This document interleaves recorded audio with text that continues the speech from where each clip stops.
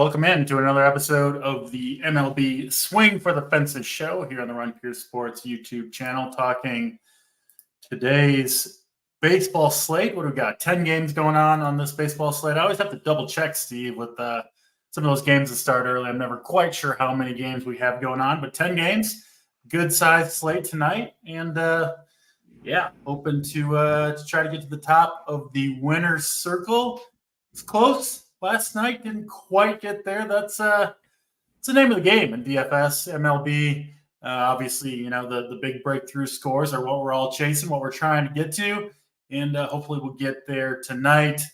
Steve, how you doing on this Tuesday afternoon? Yeah, I'm good. This is a fun slate. Last night's slate was kind of odd with the two teams that were kind of far and away better than the rest, both not doing much. We've got a bunch of higher team totals tonight. I think there are several ways to go on the slate, and some high-end pitching that we definitely didn't have last night. So, I know I went cheap last night at pitching. I assume you did too. Yeah. But I like a lot of names up top. So it should be fun. The chat was coming after me for my Albert Suarez love. So I ended up last night in 20. Yeah, they were mocking me. With my, I was going to say I was going to play like 60% Albert Suarez. They mocked me, so I bumped it to 100%. That worked out pretty well with Mr. Suarez. I played a lot of Chris Paddock as well. 10 strikeouts for the corpse of Chris Paddock against the White Sox. We'll talk about the next pitcher to face the White Sox, because if you go back and look at the pitching record of the pitchers going against this White Sox team, it's pretty insane right now. Just a horrible team.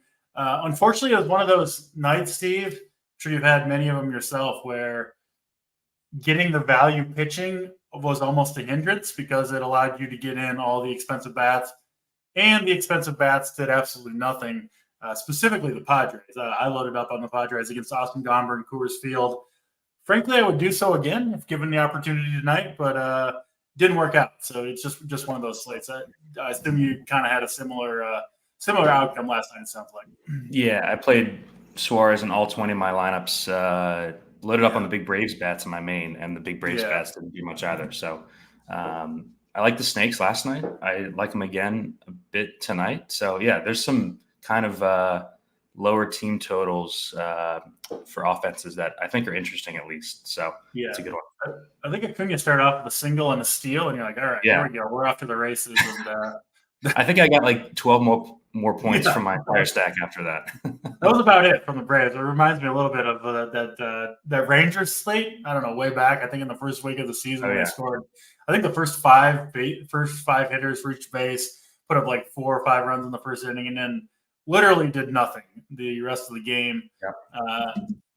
Baseball's crazy like that, right? You're not going to find that in playing NBA. I know obviously you're the college basketball guy. It's like, if your guys get off to a hot start, you can normally be pretty sure they're going to do some more damage the rest of the game. But baseball doesn't always work out that way. But, we're back to it on this slate. 10 games to talk about, as I mentioned, and we'll do what we always do on the show. We'll go game by game. We will follow the DraftKings order of games, and we'll try to get to the winner's circle. We do start off in New York, Oakland A's, New York Yankees. We've got Marcus Stroman on the hill for the Yankees. 9,800 for Marcus Stroman on DraftKings. I think he's pretty expensive on FanDuel as well. Yeah, 9,700 over there. He'll go opposite Paul Blackburn, 2 righties on the mound for the Yankees and the A's. Yankees big favorites in this one, sitting around minus 215 or so. Looks like pretty expected lineups from both of these teams. The Yankees really don't change much. They pretty much got the top 6 or 7 almost every day out there. Same case tonight. And then the A's, I don't really notice their lineup too much because I don't really play very many A's. And that'll be the case tonight. No real interest in the A's against Marcus Stroman. I also have no real interest in Stroman himself. I just think he's massively overpriced. Just not a strikeout pitcher. And for me, I'm almost never paying upper 9K prices for a non-strikeout guy, especially on this slate where I really, really do like some of these high-end pitchers. We'll get to them, of course, as we move along the show. So, yeah, no Stroman, no A's. Blackburn is pretty serviceable, I think. Kind of a solid number 3, number 4 type starter. I played him at times this year. He's generally come through. Obviously, a little bit of a tougher spot here against the Yankees, but I'm not dying to pick on Paul Blackburn. Yankees do have a pretty healthy total here, sitting around 4.8. So I do think they will get at least a little bit of ownership. But this game, first game of the night, will be one that I'll be pretty low on in general. Don't have many players from this game at all. What about you, Steve? What do you see? Yankees and A's. Yeah, I haven't played the Yankees much this season, but I think this is a decent spot for him here, specifically at home against Blackburn, who has pitched well, but has also been fairly lucky so far. He's got a 1.08 ERA. He's had a good run of matchups too, right? I assume, I know I've played him a lot, so it must be have some good matchups for Blackburn. Yeah, so he's yet to give up a home run. He has like a 220 BABIP, like a 90+% strand rate. Just kind of seems like a good spot for the Yankees, and them at home against Oakland probably get overlooked a bit based on the ownership I'm seeing here. They do have cheap bats. Basically, everyone outside of Judge and Soto is pretty cheap in this stack here. You get the Oakland bullpen if you can get to Blackburn in that stadium. So yeah, I'm in on Yankees for what seems like the first time all season here. Not on my main team, but they're going to be in my pool for my 20 lineups here. And then no Stroman for me, just a bit too expensive. I think he's actually going to be decently popular just because of the Oakland matchup. I just really like these other pitchers in the 9K range. I'm sure we'll talk about Lopez, but I think both Grayson Rodriguez and Logan Gilbert are also good plays here tonight, and I prefer all those guys over Stroman. We got the Preds watching, so bring your A game today, Steve. I'm trying to figure out which of his chat to put up here, but neither of them make any sense on their own. So, but Wiley, we appreciate you watching, and then Marian Deasy talking about Pure Run Sports Press. I don't know if you saw I think Wiley retweeted it or quote tweeted it. Justin Steele, Cubs lefty, apparently a fan of Run Pure Sports. He gets his football information from us. He was on an interview with a couple of guys on a podcast and mentioned that. So pretty fun stuff there. But he called us, he couldn't think of the name, and he called us Pure Run Sports, which I saw the clip. That's awesome, man. That's cool. Yeah, we might have to rebrand, as the press said. But that's Oakland and New York. Not a ton going on there for us, obviously. I mean, I really hope Marcus Stroman comes in at 22% ownership, because I just think that is pretty egregious on the slate. I bet it'll be lower than that, but no real interest there myself with Stroman. Let's get to the next game on the slate. This one at 7:20 Eastern time. We've got the Miami Marlins and the Atlanta Braves. Of course, as is often the case, the Braves do have one of the higher team totals on the slate, sitting around 5.3 runs. Big favorites, minus 260 or so. Max Fried on the hill, opposite Trevor Rogers, two lefties going at it. And I do think Max Fried is one of the bigger discussion points on this slate. It's been a very, very rough start to the season for Max Fried. No way around it. An ERA close to 8, averaging 4.2 fantasy points per game over his 4 starts. It's been rough for Fried. I have watched live all 4 of his starts, and I actually think Max Fried is going to be just fine. It's kind of my take on the situation. But that's not how everybody feels. We're in Discord talking baseball all day long. People are kind of fed up with Max Fried. I get it. I mean, he's been a popular play in most of these starts, maybe not last time out against Houston. And he did have by far his best start of the year, it should be noted, against the same Miami team. That one was in Miami, got through 6 1/3 innings, 4 strikeouts. The swings and misses haven't been there for Fried. But he's not really a swing and miss guy. If you go look back at, his previous seasons, gets a decent amount of strikeouts without missing a ton of bats. It's kind of a location command type pitcher more so. And to me, he was kind of a big question mark on the slate. Obviously, 8K on DraftKings for Max Fried is a a discount from what we're used to seeing him at over the last few seasons, 8,300 on FanDuel. But I think, I think the bookmakers, the sports books, the market, whatever you want to call it, has this one right. Miami, I believe, has the second lowest team total on the slate, sitting around 3.2 runs. And unless you think Fried is broken, Steve, this is a discount for Max Fried at 8K in an awesome matchup, decent enough pitching weather in Atlanta. He got up, what did he throw? 196 pitches. I mean, he's thrown 96, 97 in 2 of the last 3 starts, so there's no workload concerns.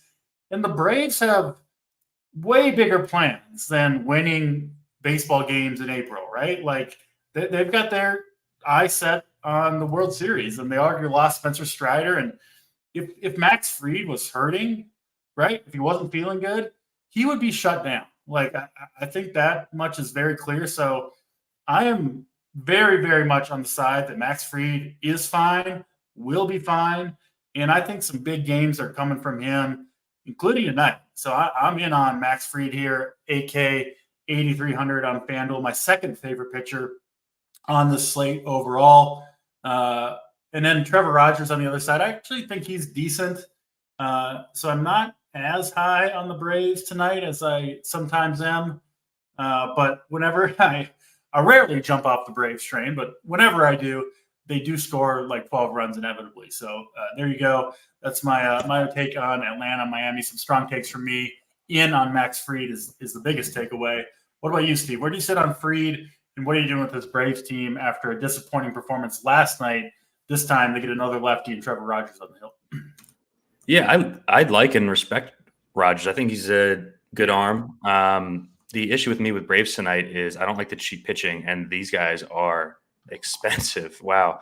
Like the top, so you got Acuna 6,500, Riley 58, Olsen 59, Ozuna with the hot start up to 54. It's just hard to get the Braves that you want with the pitching that I want on this slate. This was the first slate of the whole season where I did my article and I didn't write up a single cheap pitcher. Yeah. And it was a twofold thing. One, I just like some of these top end options so much, and two, obviously the cheap pitchers aren't very appealing to me. So yeah. Anyway, go ahead. Yeah, and I'm with you on Fried. It's kind of hard to imagine a worse start to the season for him. Yeah. But the matchups, like you said, have been tough. He was at Philly against Arizona, who we'll talk about later, and then at Houston. The one soft matchup, he looked fine. 7.7 ERA, but the estimators are around 4 with like a 58% strand rate and like a 380 BABIP. So the walk rate is the concerning thing for me. It's like 11% or so. And he's not missing even as many bats as he normally did. But Miami, like a top 3 probably matchup for left-handed pitching, 29th in both weighted runs created plus and ISO in the split. It's just the perfect spot for him at home here as a huge favorite. I like Fried. I'm actually trying to decide for my SP2 between Fried and Gossman, who we'll get to as well. Kind of seems like they're in the same boat, right? Tough start to the season, but guys that we trust long-term in pretty good matchups. So I like Fried here. And then if you like the cheaper pitchers, I'm fine with Atlanta. I just didn't get to them personally. Yeah. So Wiley, you can't listen. I asked you. I requested formal permission to change my article to weeks ago, Rippers, and I haven't heard back. So yeah, don't be coming at me with that. Fried, a couple more things on him because I do feel really strongly he is an awesome play on the slate. So that first game against Philadelphia, right? He didn't get out of the first inning. That was back on the third day of the season. He had. Do you remember that like strike 3 call to Castellanos, like a fastball right down the dick that Castellanos just took, turned back toward the dugout, and then the umpire called it a ball. And eventually, it's just like teams smartly won't let a pitcher throw too many pitches in one inning, right? So he got pulled after 2/3 of an inning. And in Arizona, he had that awful same thing. The first inning, he just couldn't. He getting dinked and dunked and some walks. So I think when you look at the metrics, like, of course, the swinging strikes are going to be a little bit low when you've got to throw like 30, 40 pitches in one inning right? You're going to get worn down a little bit. So, yeah, I do think Fried is going to be just fine. And I'm in on that. I've said it enough times. So, Max Fried going to be one of my guys tonight for sure. And yeah, Atlanta, it's just a matter of price point for me. Just can't really afford the bats with the pitching that I want. So, I guess I'll be hoping this isn't one of their big breakout game. They've been a little bit cold recently. It's me and JT were talking about. It's funny, like, oh, this Atlanta team hasn't come alive yet, and I think they're like what, top 3 in almost every metric. So yeah, when I was writing up Atlanta and Houston, actually, it's like, yeah, I feel like they haven't had massive games if they just consistently score 5 instead of score 12, every now and then. So. Yeah, if you're stacking them, you would prefer 0-13, 0-12 right. instead of 5, 6, 7 every night. But right. Is what it is. Let's go over to your neck of the woods to the Chicago Cubs game. We've got the Cubs, the Houston Astros. It is Jordan Wicks, lefty, young lefty for the Cubs pitching. Tough matchup for him against the Astros, who, by the way, man. They're struggling to start the year, at least records-wise. Got swept by the Yankees to open the year and really haven't got much going since then. I do think they will be back, at least the offense. I really don't have many doubts that this offense will turn it around. The pitching, we'll see on that. They've got JP France going tonight. I think the definition of a kind of a run-of-the-mill type of starter, a guy that I do like to target against, including tonight. I like this Cubs team. Now, it's not super warm yet in Chicago, but I do think this is what I would call the first Wrigley wind game of the year. 15-mile-per-hour winds out to center field in Wrigley Field. And we know, Steve, obviously that winds affect that stadium more than any other. They make a huge, huge difference at Wrigley Field. I think we're going to see some home runs here on both sides. I prefer the Cubs side myself. And I'll also mention Astros only have one lefty in the bullpen, and it is their closer, Josh Hader. So if the Cubs do damage like you expect them to do, probably no lefties coming out of the pen for the Astros. Makes me really, really like both Michael Busch and Cody Bellinger, 2 guys at or near the top of my list tonight. SportsBetter says yes. Busch Light kind of night. Absolutely. Throwing it back to college days for some Busch Light home runs. I'll be rooting for that myself for sure.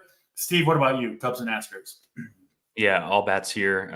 It's not cold. I mean, it's in the mid 60s. That's still pretty nice for April here. So yeah, we got the winds blowing out. We got 2 good offenses, 2 poor starters, and like the Houston rotation and their bullpen has been really bad. Like you said, the reason for the slow start, even Hader and Presley have sucked so far this year. Like the reason for the slow start in the standings hasn't been the bats. The bats have been fine. Right. The pitching's been terrible. I think this is going to be a popular spot, but I'm not too concerned about it. We did actually just get the Cubs lineup. We do have Ian Happ back in there, and the guy that they just called up, Matt Mervis, is also starting. If you need the 2K at first between Busch and Mervis, he's 2,500 there. So yeah, like the Cubs. Important note with Mervis and Tauchman too. Like I said, they should be safe from pinch hit DB outside of like the 9th inning. But if Hader's coming into this game, like you're kind of in trouble anyway, and whatever. That would be just one at bat. So right, I love these lefties. Yep. Yeah, Cubs. I think are going to be the much lower owned side of this. I think everyone's going to run to play the Astros here. I actually agree with you. I like the Cubs, especially with Happ back in there. It just extends the lineup. Morel has been kind of quiet, but at 4,200, he's got crazy pop. So really like the Cubs here. Trying to decide if I want to use them on my main team. I will note on the Houston side, they crush lefties. The big reasons because they're 2 big bats. Alvarez and Tucker are both awesome against left-handed pitching. So if you stack Houston, I would want both of those guys. I think I want both of those over Altuve just because I think people are reluctant to click 5,500 bats left on left. But these are 2 of the best in the game left on left. So don't be scared to go to the big bats on the Houston side if you're full stacking them. We do have both lineups here. So, I think it's good to go. I would probably try to avoid Abreu. It helps that if you're game stacking this game, the Cubs have the first baseman you want anyways. So that kind of fits well. The puzzle pieces kind of fit with the two teams to game stack this thing. I can't believe I dropped the ball here. This is a battle of the rec specs pitcher. We got Jordan Wicks and Wicks, yeah. Yeah. Both with just terrible DraftKings pictures. What are your thoughts on Wicks in general? I'm kind of I don't know. I don't feel like I have a firm handle on him, but I don't have a firm handle on him. I feel like we know more about France, and like we just know that France is bad. Like Wicks, his stuff is pretty good. He's just, I don't know, he can get wild. He's not really a ground ball guy, which is not going to help today. So, I actually feel better about the Cubs in this spot, which I kind of like because they'll be lower owned than Houston. Yeah, we're both on the Cubs side of this one. I like them quite a bit better. So we shall see how Cubs and Astros turns out. We'll move it along to Toronto and Kansas City. The next game we'll talk about, Michael Wacha on the hill opposite Kevin Gausman. 8.5 total here. Pretty closely lined by the books. Blue Jays slight favorites sitting around -120. Looks like a pretty standard lineup for the Royals. Haven't seen the there it is. Yeah, Toronto lineup is out as well. Looks about as expected for them. So no real surprises between the Royals and the Blue Jays. 70 degrees in Kansas City. Looks like a crosswind. So yeah, not it's a pretty good pitcher's park, at least in terms of the home runs. Gausman, I think Steve is fairly kind of lumped into the Max Fried bucket, right? Maybe just the two pitchers kind of populating that bucket by themselves. He's been awful results-wise to start the year. There's no question about an ERA over 8, a WHIP close to 2. He has slightly bested Fried, averaging 5.7 fantasy points per game on the young season, also through 4 starts. Gausman did miss all of spring training with a shoulder injury. After the Yankees start, his second start of the year, I thought something might be kind of seriously wrong with Gausman. At this point, though, his velocity back up. I do think he's going to be fine, but the results haven't followed yet. But maybe tonight. I got some interest in Gausman tonight at 8,500. He's cheap at 8,400 on FanDuel.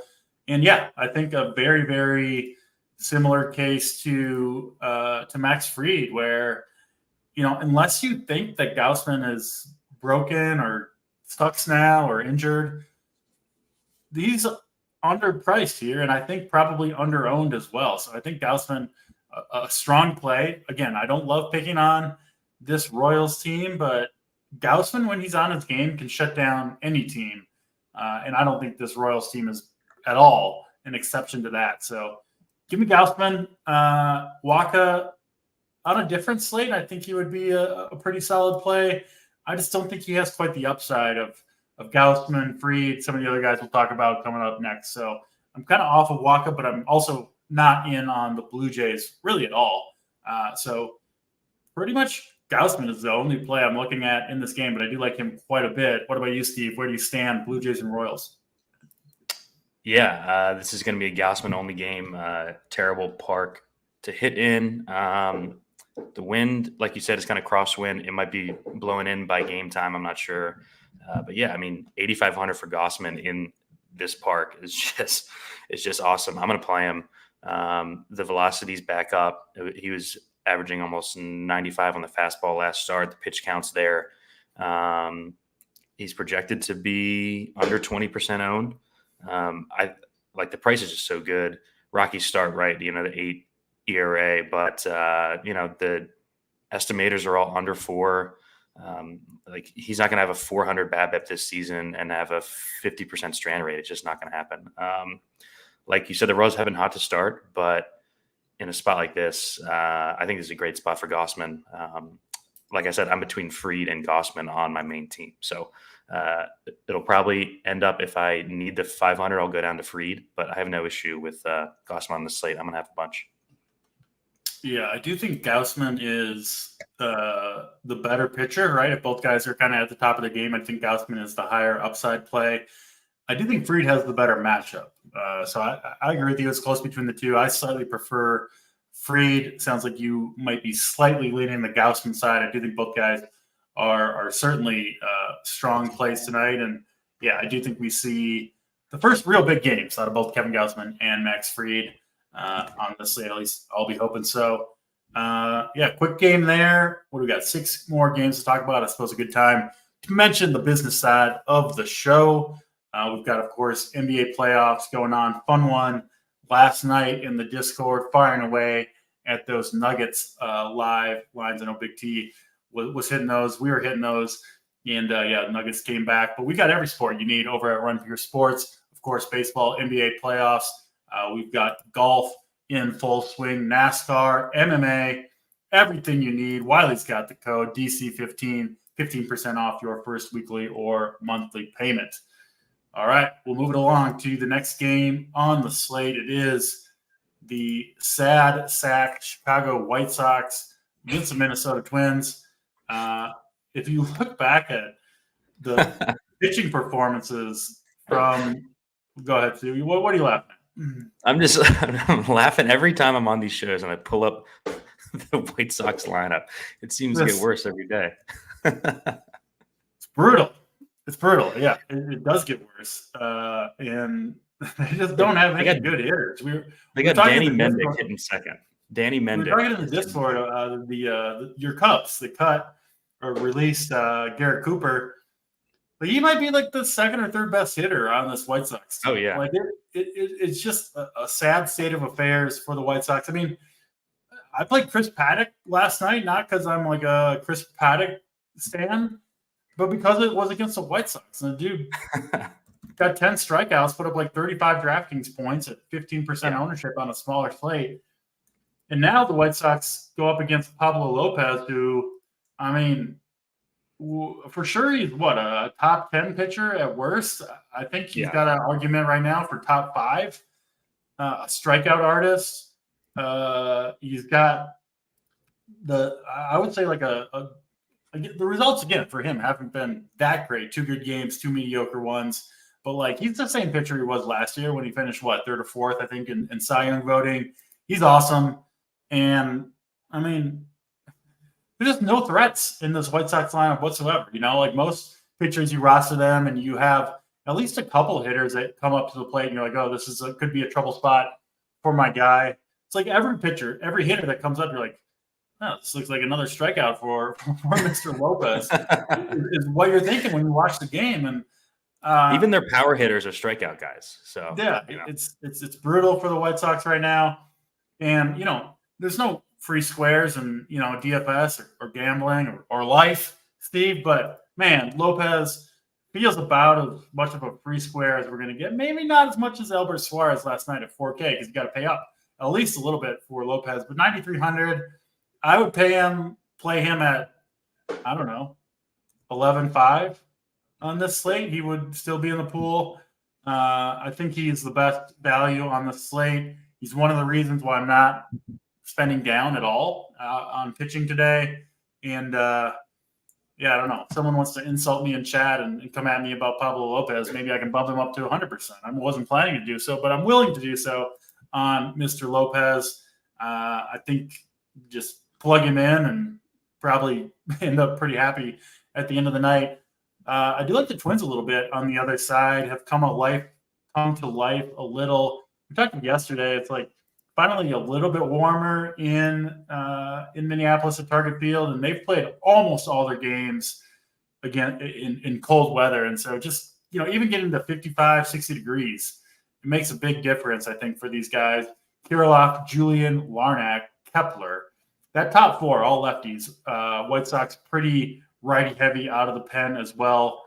I think this Twins team, you know, this could be a 9-0, 10-0 type of game for the Twins. That's what I'll be hoping for. I'm in on this Twins offense a little bit, and especially in on Mr. Pablo Lopez. What about you, Boyd? And I know you're going to like Pablo to some degree, but where do you stand on the Twins bats as well? Yeah, I was going to say, I think the Twins bats is the interesting side of this, just because obviously Pablo is a great play.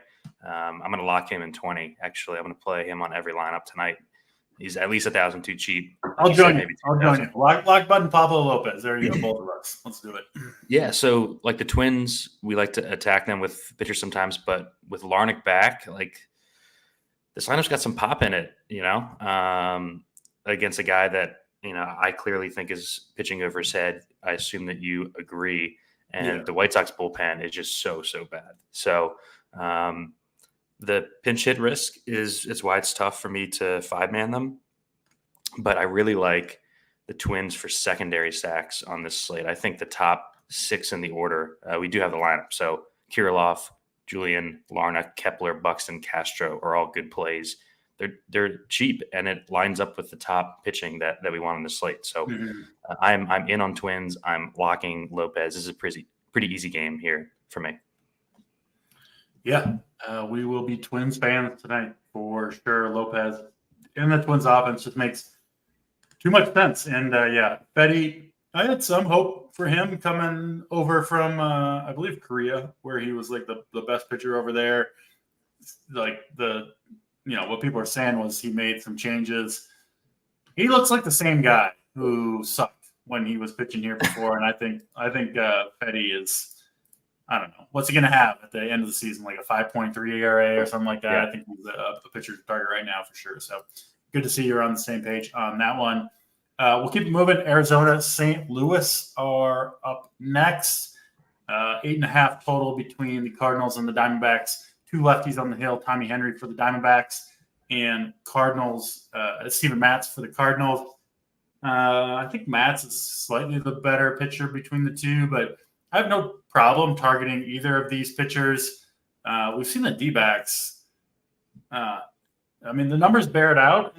It feels like they're even better against lefties than the numbers say, which the numbers, again, say that they've been very, very good, and they have been. But yeah, I love the D-backs against lefties. Really, 1 through 6. It's the same as the Twins, right? Marte, Moreno, Gurriel, Walker, Suarez, Grichuk. Pass on Smith, Newman, and McCarthy down there at the bottom. But the top of that Diamondbacks lineup looks awesome.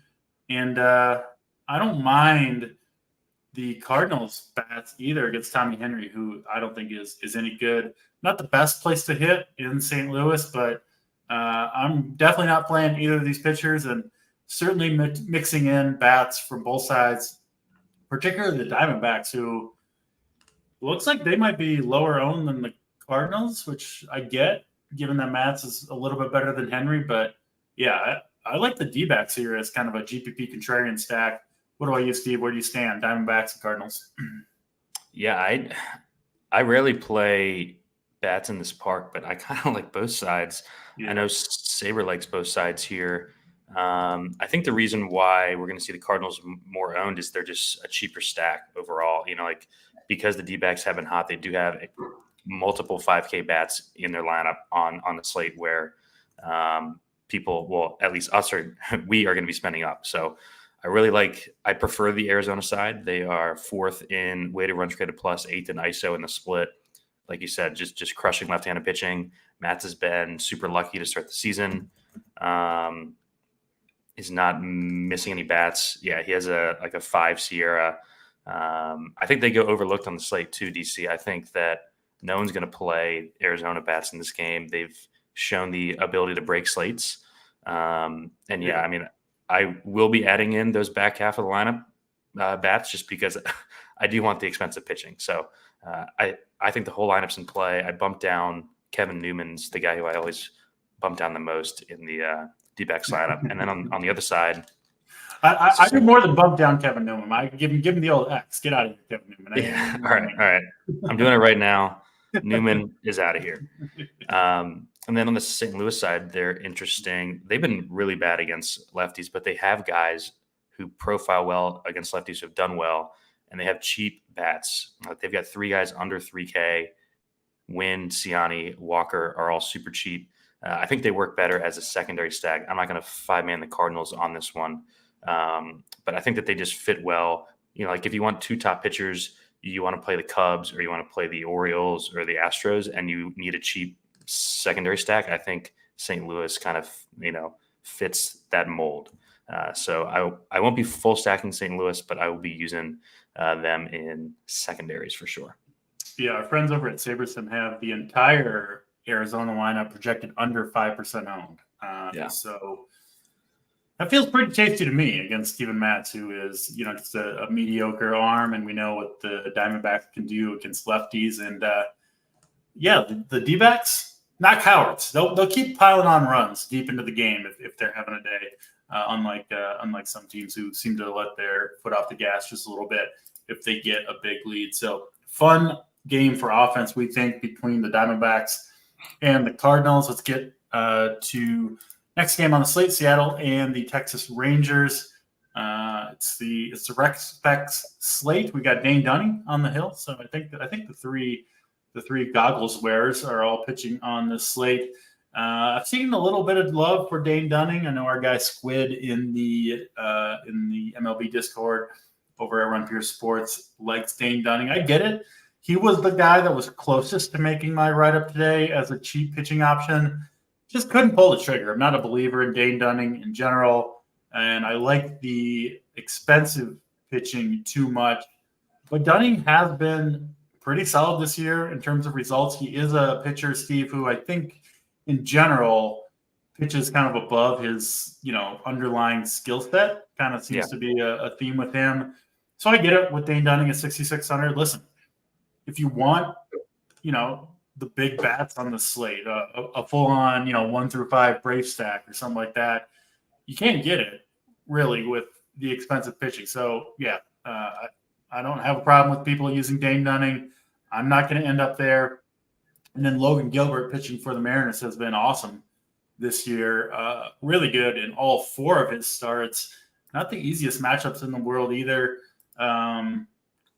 I don't love the matchup for him, which is why I'm not playing Gilbert. It's just hard for me to click on Gilbert when you've got Pablo Lopez, who I think is the better pitcher overall and has a way better matchup than Gilbert does. So I didn't end up here. I do think Gilbert will be really low owned with upside, right? A pitcher of his skill set, I think, has upside pretty much every matchup. It's not like this Rangers lineup is some lock to get to him, but I didn't get to Gilbert myself or Dunning. But I don't love the bats in this one either. So I guess a game that I'm pretty low on overall. What about you, Steve? Rangers and Mariners.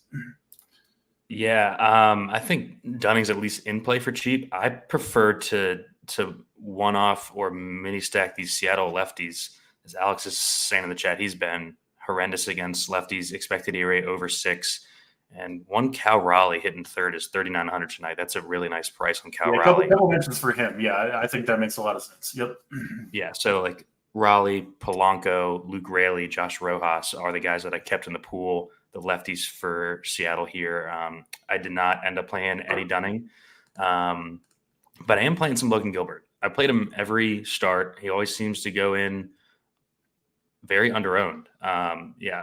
Is he as good of a play as Pablo Lopez? No, but he can beat Pablo Lopez's score on this slate, and I think that you can pair him up. It's not a clean matchup, but there's been a bunch of times this season where we're getting low-owned, super talented arms in not the perfect matchups who have crushed. He's been awesome to start the season. All the estimators are under 3 through 4 starts. It's a pitcher's park, under 10%. I think he has upside to be SP1 on the slate. I probably wouldn't play him in one lineup, but I'm playing 20. I'll definitely be over the field on Logan Gilbert here. Yeah, I really can't argue with that. I'm not going to get there myself, but no qualms, and don't really want to talk anybody off of playing Logan Gilbert. Awesome pitcher, and will be very low owned. So it makes total sense to me. Let's get to the 3 games over on the not West Coast, but the lighter games at least. San Diego, Colorado up next. Decent weather here in Denver. Should be around 60 degrees at game time. We have seen Coors Field. I feel like it's busted like almost every night. I don't know if you've seen, Steve. So that's why I'm doing so well this season so far. Yeah, I've played Coors Field more than I should have. I played it last night. Yeah, me too. Yeah, we don't really necessarily have time to go into it today, but it does look like the dead ball is back. I don't know if you saw the tweets from Ballpark Pal, like Yeah, home runs, expected, expected distance on travel, all that stuff is back way down. Like looks like between like 10 and 20%, which maybe doesn't sound like a lot, but is a lot. that's a ton. Yeah. Yeah, and these Coors Field games in particular, I don't know what's going on. Honestly, I didn't have time today to kind of take a deep dive, but it's a question that's going on a little bit in my mind right now. Is something going on with Coors Okay. Field? Obviously, we've got the humidor, maybe a changing baseball. I don't know. It's probably nothing. Like at the end of the season, it probably will rate out as the best park, but I'm getting a little nervous about going back to Coors Field and. Uh, I'm seeing some love for Michael King, who was really good in his last start. I did watch that one against Milwaukee; looked fantastic. 10 strikeouts over 7 2/3 innings. I was pretty high on him coming into the season. I definitely didn't play him against Milwaukee there myself. And yeah, I've tried to play this Rockies team in Coors Field against chalky Dylan Cease, and I don't know. There were a couple other pitchers I tried. It did not work either time. I don't think I'm doing it tonight necessarily. I'll grab some of these lefties. I don't know. I mean, you guys can probably tell that I'm a little confused about what's going on with Coors Field. Kind of just avoiding this game tonight myself. Yeah, this is true.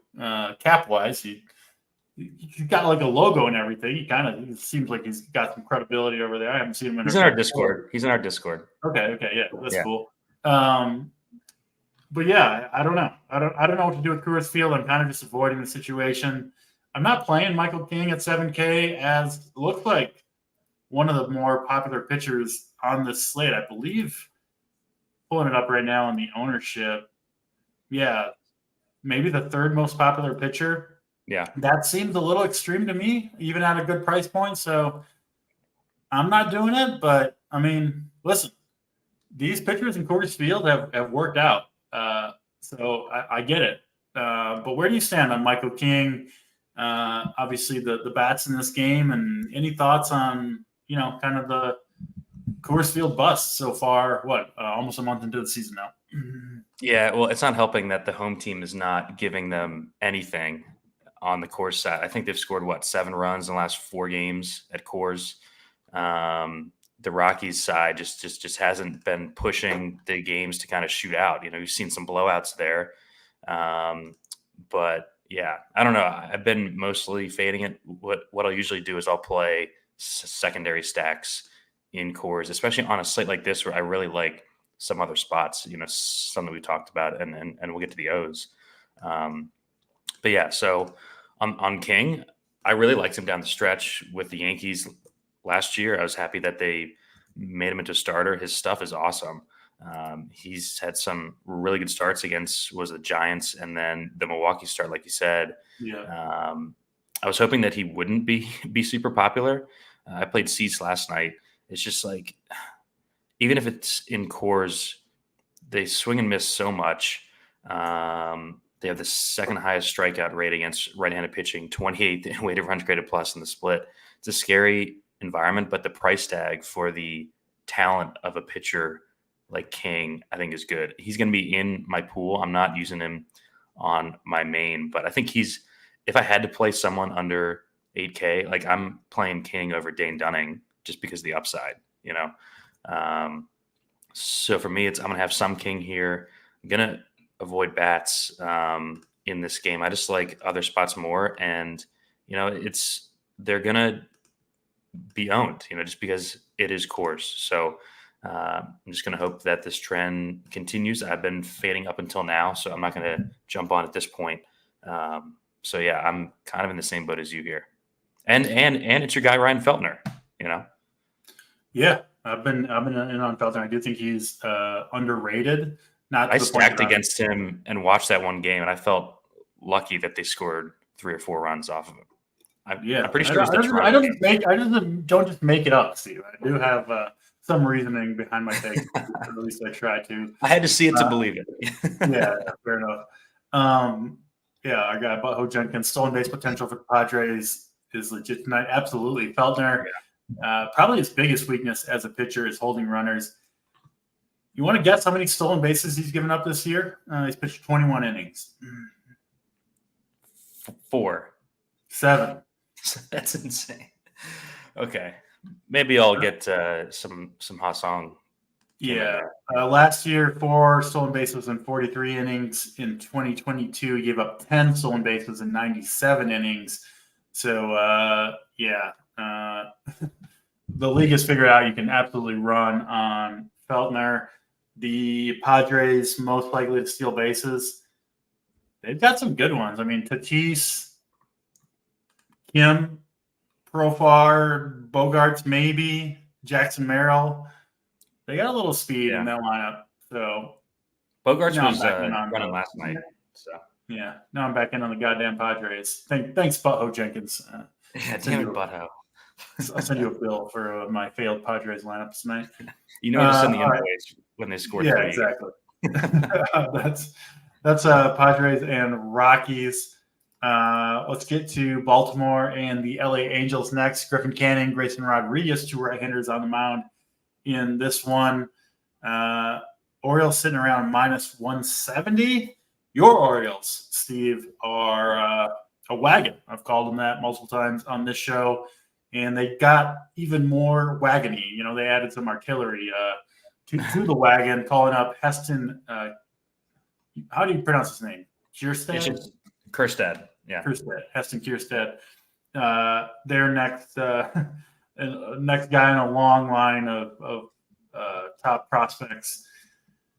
Man, the Orioles, God willing, injuries and all that, but they seem like they are primed for a long, long run of dominance in the AL East. Heston Kjerstad, 10 home runs in 21 games at AAA. Now, of course, this is big league pitching, but I do like that he's kind of an older prospect, right? Like we've seen the same thing with Colton Cowser. He's like, 25, 26. Same thing with Kjerstad. It's been Jackson Holliday, who's 20 years old, kind of struggling, it seems like, to adapt to major league pitching. But I kind of think Kjerstad is going to hit the ground running like Cowser did. 2,400. I think he's the best value hitter on the entire slate. Would be a player that I would play in cash games. And the Orioles are my favorite stack tonight. Griffin Canning is not horrible, right? He's not someone that you're going to stack against every time he pitches, something like that. But this Orioles team, man, against mediocre to bad right-handed pitchers, all these lefties, just going to do so much damage the majority of the time that, sign me up for the Birds. I think they're coming in like a wrecking ball in this game. And then, Grayson Rodriguez on the other side, I still think he's like underrated. It seems like he doesn't quite get the respect he deserves, in my opinion, as like a true budding ace. Has been pretty damn good to start the year, and I think he's going to be fantastic. I think he's a legitimate Cy Young candidate. I think he's got that kind of talent in that arm, and you can be damn sure if I was willing to hit the lock button on Albert Suarez, I might be playing some Grayson Rodriguez, who is definitely a better pitcher than Suarez is. And Steve, I think it's could come down to this slate for pitching. Kind of comes down to it's this easy. If Albert Suarez and Chris Paddock can combine for almost 60 fantasy points, what do you think Pablo Lopez and Grayson Rodriguez are going to do in the same matchup? Probably going to have pretty good days. So in on Grayson, in on the Orioles. No Angels whatsoever for me. What about you? Orioles and Angels. Knowing baseball, they'll probably get blown up, but I hope not, because then it'll be a bad night for us. Gotta love the O's here. I don't come on the show and say to play the Orioles every slate. I think, this is a great spot. Canning does struggle against lefties. I think we talked about on Friday. This is going to be up there with like the Braves with most dangerous lineup against right-handed pitching. They're going to run out, I think, 8 of them tonight. We just got the lineup. The only righty in there is an awesome right-handed bat, and Jordan Westberg. Don't ignore him either. He's red hot. This is my favorite stack on the night. I'll be playing O's on my main team. They just set up so well against right-handed pitching. I was actually surprised, DC, to see them already number one in ISO and number two in weighted runs created plus in the split. I thought that they would probably get there, but man, they're just smashing, and they're going to continue to. Holiday isn't even hitting yet, and he's a guy who crushed right-handed pitching coming up. I'm not bailing on Jackson Holiday at all. I think he's even a good play tonight. I think the entire lineup is good here. They are cheap enough to play.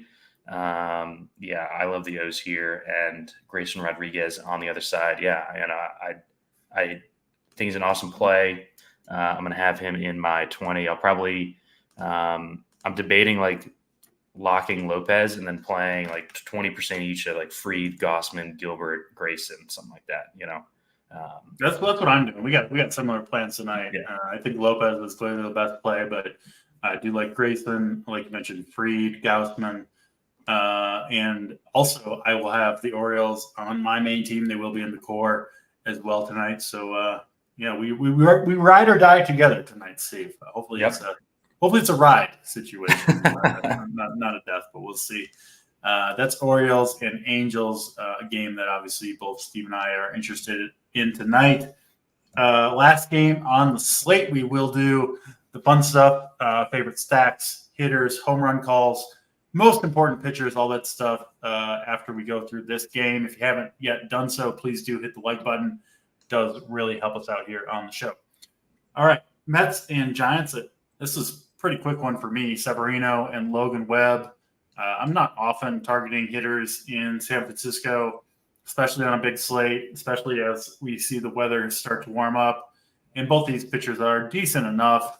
I'll almost never see take hitters against Logan Webb. Just not a guy who not ever, but very, very rarely gets blown up, doesn't allow a lot of home runs, just doesn't have a lot of flaws as a pitcher. Now, he's not the best strikeout guy in the world, so he's also not someone that I love to actually play. He's kind of like a little bit of a souped-up version of Marcus Stroman. I think that's fair to say about Logan Webb. And then Severino is actually someone kind of the opposite, frankly, of a Webb Severino type, where you can absolutely play guys against him. You can run on Severino. He gives up power, but he is a pretty good strikeout artist, and he has looked pretty good. I know he was shaky in that first start, but he's been I would say, a pleasant surprise for the Mets so far. And honestly, on a different slate, I wouldn't hate playing him here, but I just can't get to him given, some of the pitchers that we just liked so much tonight. So I'm off this game. What about you, Steve? Mets and Giants. Yeah, my only thought here is, do I want to include some Logan Webb? I think he's a fine arm. He's right there in that 9K bucket with Gilbert, with Gossman. I think he deserves to be mentioned at least with those guys. He hasn't had the strikeout rate and doesn't have the strikeout upside of those guys. But, in this spot here at home, I could see 7 clean innings and like a mid-20s score from Webb. I'm going to play – right now I'm playing some Webb.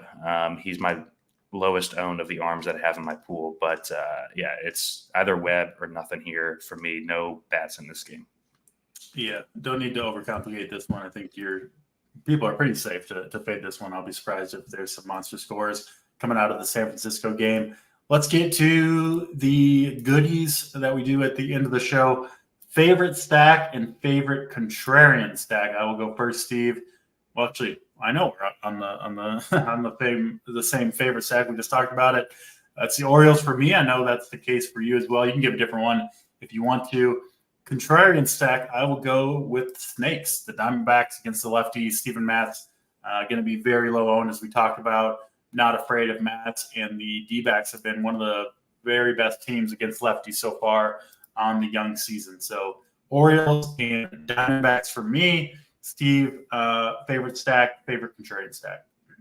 Yeah, I'll go a bit different. I'll go with the Cubs for favorite stack, just because my second favorite. Just because you took the O's there, I think that they fit really well, really nicely on this slate. Really like the Cubs here at home in the wind. And then off the board stack, I'll go with the Twins. I think that the power is there. I'm going to play some Twins on the slate. I actually ended up Xing 7, 8, 9. So just the top 6 there for the Twins. I think that they can do some damage against this White Sox pitching staff, or continue to, since they did last night as well. Can you just send me your CSV once we're off the air, and I can go, start drinking at the bar early because we're on all the exact same plays. So I don't want to do that hour of work. You just go ahead and send me what you got, and I'll roll with you because we are on pretty much the exact same stuff. Most important pitcher. I mean, if I'm locking a pitcher, I suppose it has to be that guy. So Pablo Lopez for me. I'll throw out another one. Max Fried, another guy I'm riding with tonight. Steve, your most important pitcher or two? My most important pitcher. So the pitcher that I'm going to be higher, most over the field on is going to be Gilbert. Just because he's going to be so low. And I just checked. I've got 20% Gilbert. Just a bet on talent. I don't want your CSB anymore. I'm not playing Gilbert. You don't want 20% Gilbert? All right, we got Gilbert for Steve. Let's give a home run call. B-Nair always make me laugh in the chat. Let's give a home run call for the people, maybe from a team that other people aren't looking at. I'll give you first crack at this one, Steve, mostly because I'm not sure who mine's going to be, so I need to scroll through these lineups. Are we doing the home run call first or the play of the day? Yeah, home run call, and then we'll do favorite hitter. Yep. Home run call today. Someone brought him up earlier in chat. I'm going to go with Jordan Westburg. I think he's going to be the lowest owned O's player on the slate. He is red hot right now. He's been so damn good the last year. He's hitting 421 with a 1230 OPS in the last 10 games. Love it. And we'll go to our second favorite team, or my second favorite team, and Mr. Michael Busch against JP France. Wind blowing out in Wrigley. No real lefties in the pen for the Astros. Man, Michael Busch. I'm in on this guy. I assume you are as well, Steve. He looks awesome. And he's going to hit some damn nukes in Wrigley Field, especially as that weather warms up a little bit, get the wind blowing out like it is tonight. So Michael Busch, my home run call. Favorite overall hitter on the slate, Steve? My favorite overall hitter on the slate, Gunnar Henderson for the O's. And I just put up my core. It does have Michael Busch in there. So we are aligned today, DC. Fully aligned. Yeah, you're gonna win all the money with the one guy I don't have, Logan Gilbert. That's how this slate's gonna turn out. Yeah. I already know. I'll go to I mentioned him earlier. Orioles youngster Heston Kierstad hitting down on that 8 hole, which I hope will hold his ownership at least a little bit in check. 2,400, paying up for pitching today, so that savings does do a lot for me. So I will go with Mr. Heston Kierstad as my favorite hitter on the slate. That'll do it. 10-game slate. Awesome show. We appreciate you guys watching as always. We really do. Hit the like button if you haven't yet done so. We've got cores being loaded up into the Run for Your Sports Discord. And of course, join us over at Run for Your Sports, promo code DC15. 15% off your first weekly or monthly payment. I think we've got a normal time show tomorrow, but regardless, we will have a show either tomorrow morning or afternoon. Thursday, I know it's going to be an early show, but we'll be here giving the winners to the people, hopefully. So we will see. Hopefully, some of you guys up top, Steve. I know if you're there, I'll be there as well. So I'll be rooting down your teams, and that'll do it. For Steve Boyden, I am Draft Cheat. We're out of here.